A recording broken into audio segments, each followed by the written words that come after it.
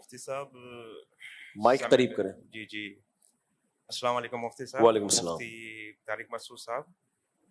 مفتی صاحب میں کیا نام ہے ہیلتھ ڈپارٹمنٹ کے ادارے میں ہوتا ہوں, ریڈیولوجی میں ہوتا ہوں. تو آپ سے مختلف قسم کے 2 سوال ہیں.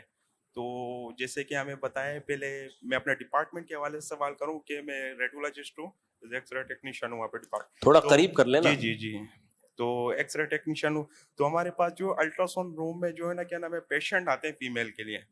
اچھا, فیمیل جو پیشنٹ ہوتے ہیں وہ ظاہر سی بات ہے, میں نے بھی تھوڑی تحقیق کری ہے کہ الٹرا ساؤنڈ فیمیل جو ہے مرد کر سکتا ہے, وہ اپنی جگہ ٹھیک ہے.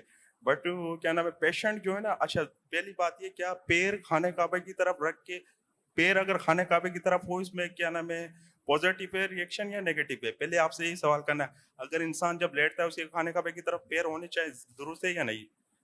میں آپ سے یہ یعنی کہ جب وہ بیٹ ہے نا ہمارے کیا نام ہے الٹرا ساؤنڈ کا, تو اس کا رخ جو ہے نا ہوتا ہے کیا نام ہے خانہ کعبہ کی طرف.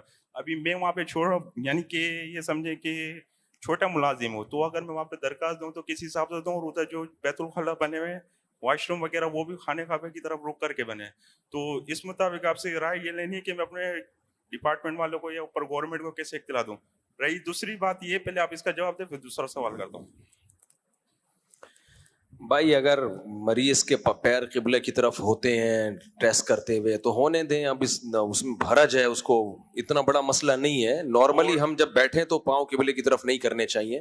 Okay okay. لیکن مریض کو اب آپ کیسے ہٹائیں گے؟ پورا ہسپتالوں کا پورے بیڈ کا سیٹ اپ اور وہ ساری مشینیں دائیں بائیں, ٹینشن ہوگی. تو ادب و آداب کا مسئلہ ایسا ہے کہ آسانی سے ممکن ہے تو ہو جائے, نہیں ممکن ہے تو آداب میں اتنا زیادہ یعنی ہم اوپر آگے اطلاع نہیں کر سکتے, کوئی اپلیکیشن کر لیں, کوئی مسئلہ نہیں ہے. مریض کے پاؤں قبلے کی طرف ہو بھی جائے تو اتنا بڑا